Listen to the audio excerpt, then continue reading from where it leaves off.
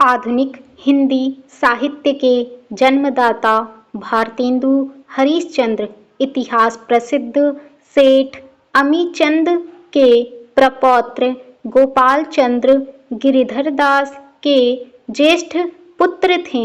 इनका जन्म 9 सितंबर सन 1850 ईस्वी को काशी हुआ था। मात्र 5 वर्ष की अवस्था में माता पार्वती देवी तथा 10 वर्ष की अवस्था में पिता गोपाल चंद्र के सुख से यह वंचित हो गए। माता मोहन बीबी का इन पर विशेष प्रेम न होने के कारण इनके पालन पोषण का भार काली कदमा दाई और तिलकधारी नौकर पर था। पिता की असामयिक मृत्यु के बाद क्वींस कॉलेज वाराणसी में 3-4 वर्ष तक अध्ययन किया।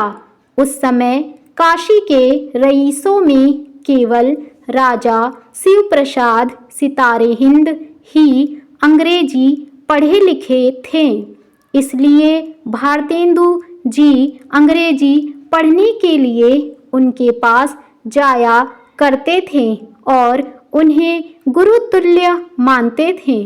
कॉलेज छोड़ने के बाद इन्होंने स्वाध्याय द्वारा हिंदी, संस्कृत और अंग्रेजी के अतिरिक्त मराठी, गुजराती, बंगला, मारवाड़ी, उर्दू, पंजाबी आदि भारतीय भाषाओं का ज्ञान प्राप्त किया।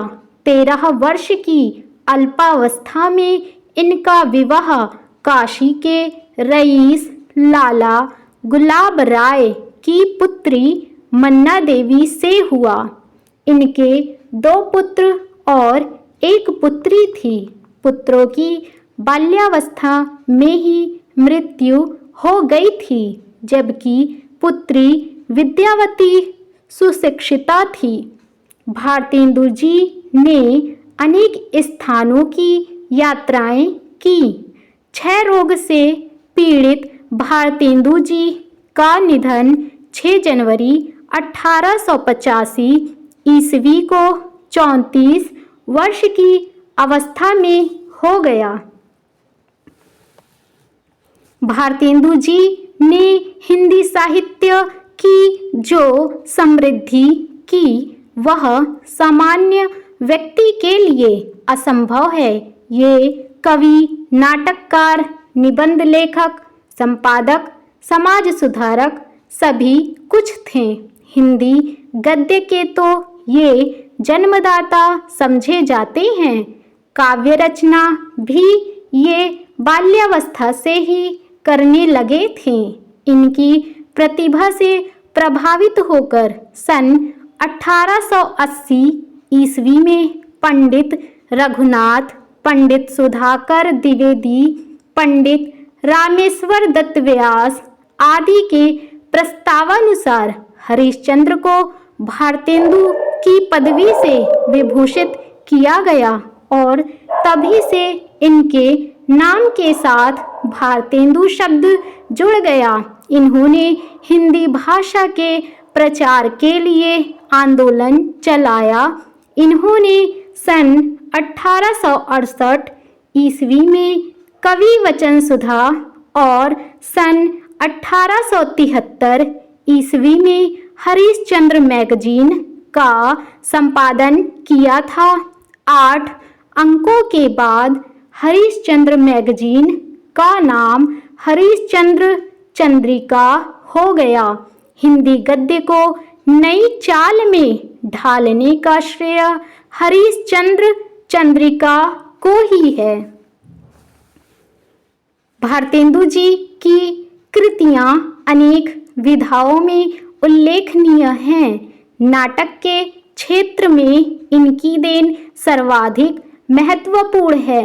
इन्होंने मौलिक और अनूदित सब मिलाकर 17 नाटकों की रचना की है, जिनमें से कुछ इस प्रकार हैं: विद्यासुंदर, रत्नावली, पाखंड विडंबन, धनंजय विजय, कर्पूर मंजरी, मुद्रा राक्षस, भारत जननी, दुर्लभ बंधु, सत्य हरिश्चंद्र, भारत दुर्दशा, नील देवी, अंधेर नगरी, सती प्रताप, प्रेम जोगिनी आदि।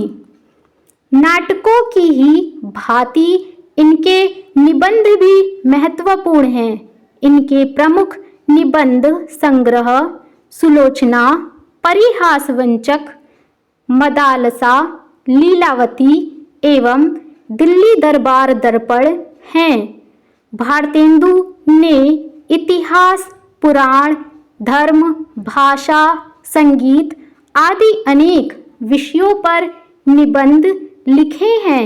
इन्होंने जीवनियाँ और यात्रा वृत्तांत भी लिखे हैं। शैली की दृष्टि से भारतेंदु ने वर्णनात्मक, विचारात्मक, विवरणात्मक और भावात्मक सभी शैलियों में निबंध रचना की।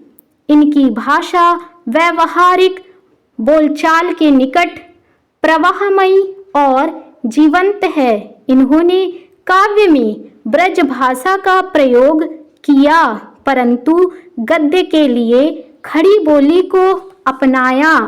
भाषा को सजीव बनाने के लिए इन्होंने लोकोक्तियों और मुहावरों का सटीक प्रयोग किया।